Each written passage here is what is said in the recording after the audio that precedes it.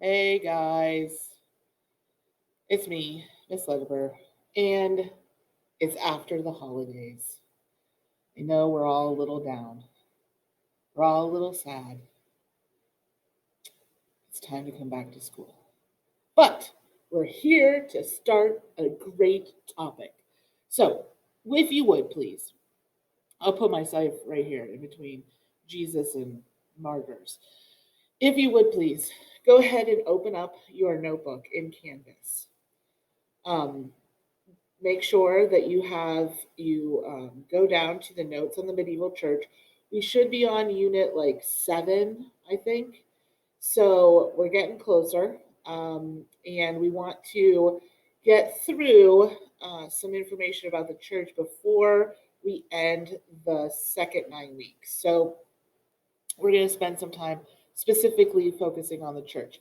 You also need to understand that when I say medieval church, we have not parted from the Middle Ages yet.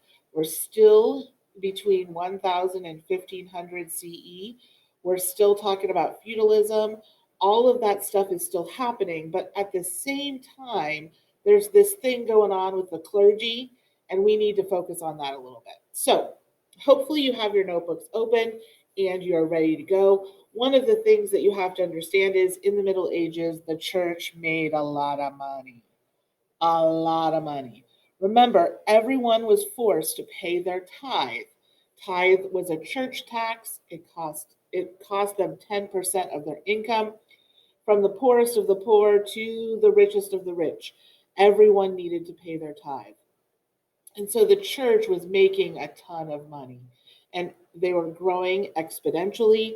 Remember, we talked about the fact that only the oldest son was able to get the land. And so the other sons had to do some jobs. And this is one of the jobs that was acceptable, was to join the clergy. We've talked a lot about Jesus. We've talked a lot about all of the things that were happening early on in the year. Um, we see, here's Jesus being crucified. We have Jesus rescuing Peter, walking on the water. We have our bunch of martyrs here who are being killed for their faith. So lots of things were going on with the church, but we want to focus specifically on the church for right now. Now, the question that we're trying to figure out, the question that we want to answer today is, how did the Catholic Church influence the feudal age? So this is a little bit different of a triangle, power triangle. We looked at something last unit that had some similarities to this. The kings were at the top, the serfs and the peasants are at the bottom. We called this serfs and freemen. We have the vassals in here. That included knights, as well as clergymen, as well as lords, lesser lords, all fit into here. So we need to figure out how the Catholic Church specifically is going to influence feudalism. And we're going to start at the very beginning. So go ahead and write down the Catholic Church. And then what I would like you to do is, I want you to hold on. Don't write this next part yet. Just chill a second. How about you get with me? So let's move me up and out of the corner here. Oh, bananas. I wanted to get this bigger first. There we go. Now get me out of the way. And here we go. So the question is, or the first statement that I want to put into our notebooks is this: Catholic Church. This is our first vocabulary word. Now, here's what you need to understand. We've talked about this before, but I don't think we really wrote it into our notebooks. The Catholic Church is the only Christian church. It is one universal Christian church.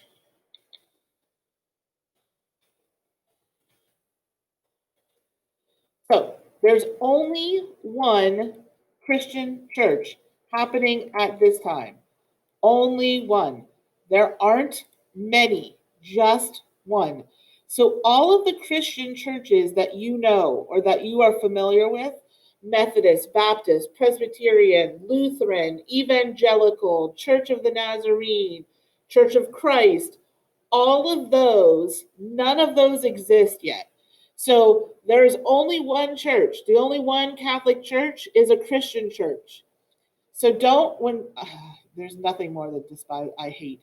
When I walk up to somebody and say, hey, and we're having a conversation and we talk about religion, I say, oh, well, what religion are you? And they say, I'm Catholic. That's not a religion. Okay? Christianity is the religion. Catholic is the type. So, Christian church, there's only one, it's Catholic. Now I want you to write down during the Middle Ages, the Catholic Church, oh my goodness, did great good. And I'm going to highlight those. So I'm going to go ahead and highlight that because they did do amazing stuff, really amazing stuff that we've talked about before, but we really need to get into our notebook. One, they converted the German tribes. They converted the Vikings. Now, remember, when they did both of these things, it took hundreds of years, but in the process, they stopped fighting each other. They stopped these kind of like petty wars going back and forth. Now, are we still going to fight? Heavens, yes. But the hope was that we get them civilized a little bit. We converted these groups of people into Christians. Monks, which are like church guys. They're not priests, but they're like church. They're like priests. Monks preserved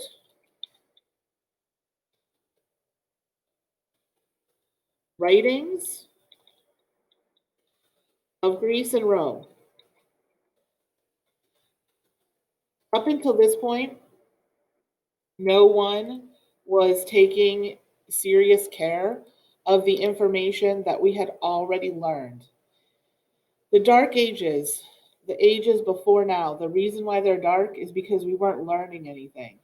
The Middle Ages, we now start to recognize, hey, you know those guys from the olden days?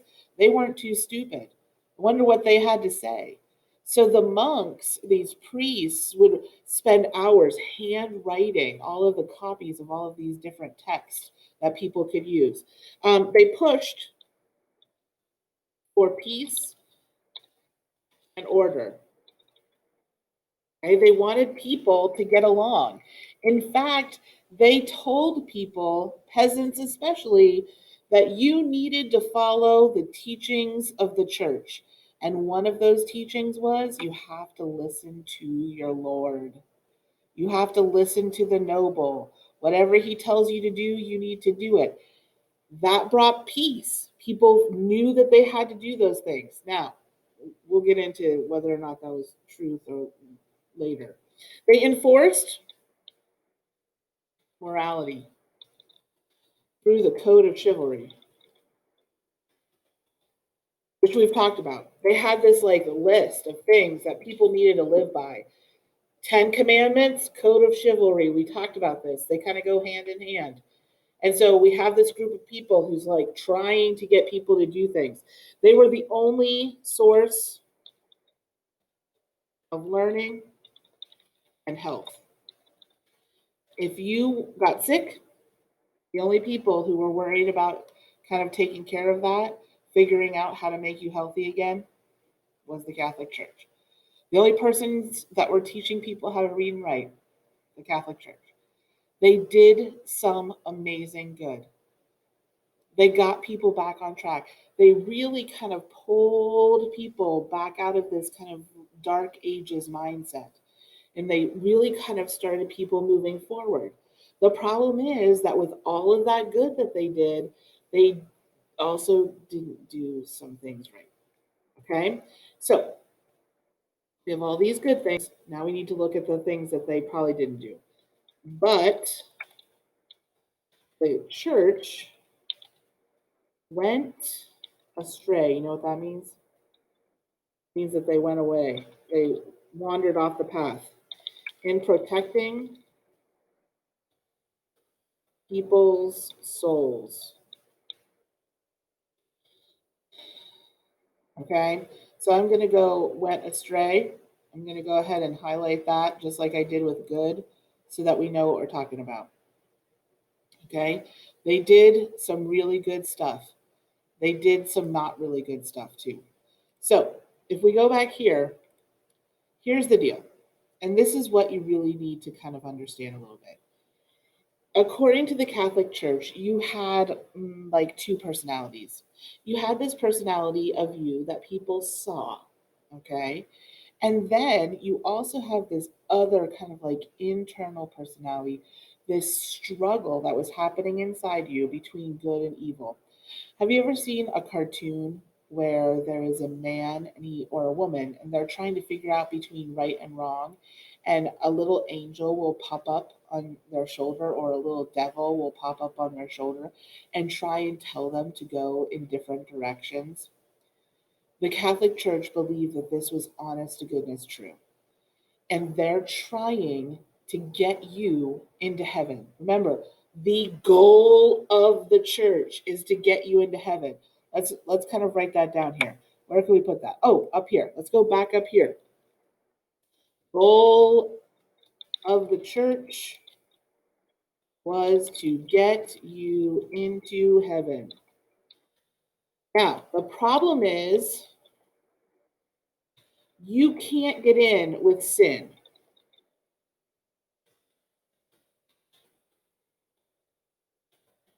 So here's the deal. Catholics believed wholeheartedly, and this is still true. In fact, Christians believe this. God is holy, and you cannot get into heaven where God is if you have sin in your life. The church's job was to protect you from yourself, to try and get you to not sin. That's their whole goal. Okay, so they're doing everything that they can to try and protect your soul because the devil was always lurking around, always trying to get you off the path of goodness. Now, some of you are like, yeah, I know who that devil is. They get me off the path all the time, or they don't wake me up in the morning, or whatever. Okay? Sin gets you away from God. So you can't get into heaven with unconfessed sin. So the church is trying to protect your immortal soul, the part of you that gets into heaven. They're going to do everything in their power.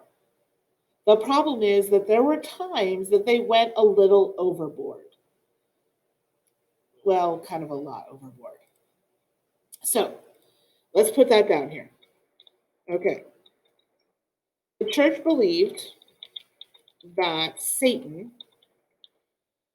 was trying to trick people into sinning and committing heresy. Now, heresy is going to be one of our vocabulary words. That means false beliefs, false belief about God. Okay? So, Satan, the bad guy, I think we all understand who Satan is. Satan, the bad guy, is trying to get you to commit sin. Okay, so he's doing everything in his power to get you off the path that you're on. He puts friends in your way that get you, this is like peer pressure would be a good example. Satan would use peer pressure to get you to do bad stuff. So the church is doing everything that they can to stop Satan from doing that. And from you to commit heresy or believing something that's not true about God. Okay? Heresy, bad. Bad, bad, bad. If you're a heretic, not good. Okay. They also believed that that some people would work with Satan to trick others and gain power. Now, those people you're probably pretty familiar with. We call them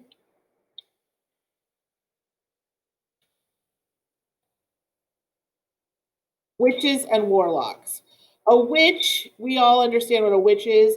A warlock is the male version of that. And so, what they believe would happen is Satan would go around and make deals with people so that they would um, con you into doing sin. And these deals that he would do with you would actually get you some sort of power. Okay? This was very, very typical. Okay, now underneath here, I want you to write down this word, hopefully. Okay, have you ever heard the phrase scapegoat before? You probably have, you just might not know it. A scapegoat is someone you blame for bad things happening.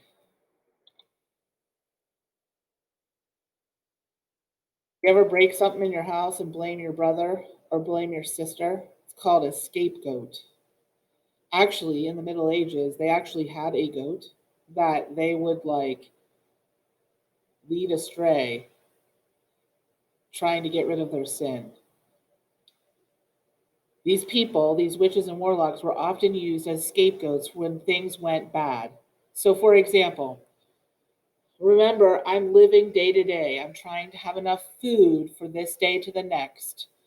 In the process of doing that, I might, um, my crops might fail. I might not get any corn or wheat that day. If that's the case, that could be seen as God punishing me for doing something wrong. And I could be labeled as a heretic.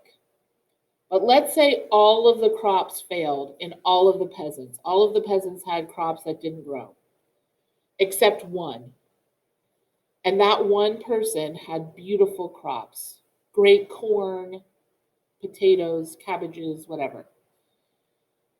The rest of the people in the village would be like, wait, what's going on with that guy? How come he has really great stuff and we don't? Could be that guy's a witch or that guy's a warlock. He must have made a deal with the devil in order to make that happen so that he could have crops and I don't. It was a crazy way to live, but they would blame other people for things that would happen that were good or things that were happen that were bad. And people would use these scapegoats with the church. Okay, I know it seems very strange, but that's kind of the direction that they were going in. The goal was here to stop heretics and witches from corrupting the people. Okay, so that's our goal. Our goal is to get them to stop corrupting the people. So the Pope created a court called the Inquisition. Okay? The Inquisition was a court of law that was created by the Pope to get rid of heretics and witches. Okay? So going back to my example, all of the crops in the village failed. We knew that there was something wrong with that man, Herman, over there. They're like, wait a second, Mr. Herman, he's a weirdo. There's something wrong with him. I think that he's listening to Satan. He must be a warlock. And we talk and we talk and we talk and we talk and we talk. there was a court that the church created that I could take my concerns about Mr. Herman being a warlock, and I could go to them and I could be like, see that guy over there? He's a warlock, and here are the reasons why. Number one, he has crops and I don't. Number two, he doesn't have any children. He's not married. He eats onions. I don't know, but they would come up with these things and they would charge people for being witches or warlocks. It was very, very strange. And so this church court was run to get rid of these bad elements because the church believed, and I know that this is crazy, the church believed, I'm going to go back to black here. The church believed that it was better to burn or get rid of innocents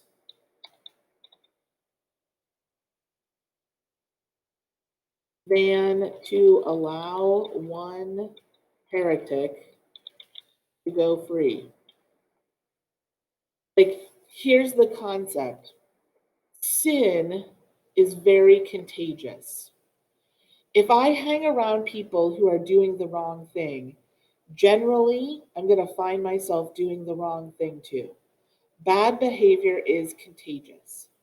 The church believed that they needed to get rid of these people who are doing these bad behaviors in order so that people would do right behaviors. And so they were going to do anything that they could in terms of this inquisition to get rid of the bad element. Now, I know that we've gone over a ton of stuff today. I get that. We're going to actually break it down a little bit more tomorrow. I hope that you were able to get all of your notes in your notebook today. If you are having trouble, make sure that you come to the live class so that we can get you caught back up again. Okay?